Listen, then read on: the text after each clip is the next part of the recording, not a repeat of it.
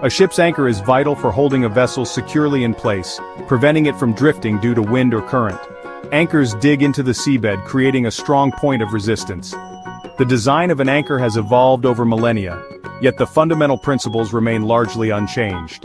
The main components of a traditional anchor work in concert. The shank is the long central stem of the anchor, connecting it to the anchor chain or rope, known as the rode.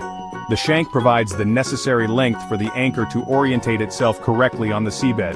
Typically made of high-strength steel, the shank must withstand enormous forces. The point where the rode attaches is called the shackle ring. At the bottom of the shank is the crown, from which the arms or flukes extend.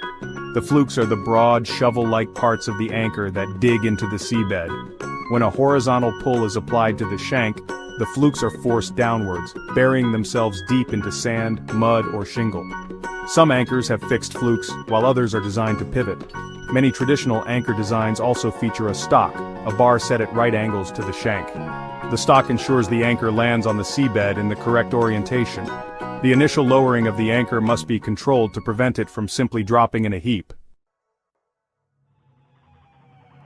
Setting an anchor begins with selecting a suitable anchoring position, considering water depth, seabed composition, and potential swinging room. The anchor is lowered under control using the ship's windlass. Once the anchor is on the seabed, a horizontal force is applied by allowing the ship to drift slowly astern, or using the ship's engines gently in reverse. As the vessel moves, the anchor rode begins to straighten, causing the flukes to pivot downwards and start to penetrate the seabed. The deeper the anchor buries itself, the greater the resistance and thus the stronger the hold. Mariners use various methods to confirm the anchor is properly set, such as observing landmarks ashore or using navigational instruments. If the ship continues to move astern beyond a certain point, the anchor may be dragging. Once the anchor is deemed to be holding firmly, additional rode may be paid out to increase the security of the hold. This careful process ensures the vessel remains stationary. The anchor rode, often a heavy chain, plays a significant role in the anchor's holding power. The weight of the chain helps keep the pull on the anchor shank horizontal. This leads to the concept of the catenary curve, where the chain sags downwards, forming a curve. This curve acts as a natural shock absorber, smoothing out jerking motions and protecting the anchor from sudden sharp tugs. The effectiveness of the catenary is influenced by the scope ratio, the length of anchor rode paid out relative to the water depth. A higher scope ratio results in a more pronounced catenary and a more horizontal pull on the anchor.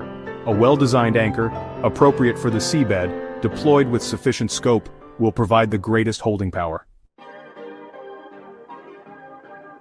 Despite careful procedures, anchors can sometimes drag, meaning they are not holding firmly and are being pulled across the seabed. Common reasons for dragging include an improper set, unsuitable anchor for the seabed, and insufficient scope. Preventing anchor dragging involves good seamanship and awareness. Ensuring the anchor is properly set, using an adequate scope, and regularly checking the ship's position are crucial. There are several common types of anchors, each with its own strengths. The plow anchor is a popular all-rounder, known for its ability to reset itself if it breaks out. The Danforth or fluke anchor offers high holding power in sand and mud, but can struggle on hard or grassy bottoms. The Bruce or claw anchor is good in various conditions and tends to set quickly. Choosing the right type for the expected conditions is key to safe anchoring. Weighing anchor requires a coordinated effort, typically using the ship's engines to motor towards the anchor's position. This maneuver takes the strain off the anchor rode and reduces the load on the windlass.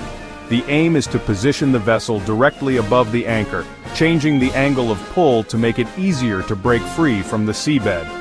Once the ship is vertically above the anchor, the windlass continues to heave, encouraging the flukes to break out of the seabed. If the anchor is deeply embedded or caught on an obstruction, considerable force may be required.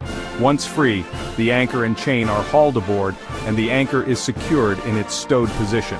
Occasionally, challenges can arise during anchor retrieval, such as fouling on an underwater obstruction. In summary, correct anchoring techniques are fundamental to the safety and operational efficiency of any vessel. The humble anchor, when used correctly, provides security and peace of mind in the ever-changing maritime environment.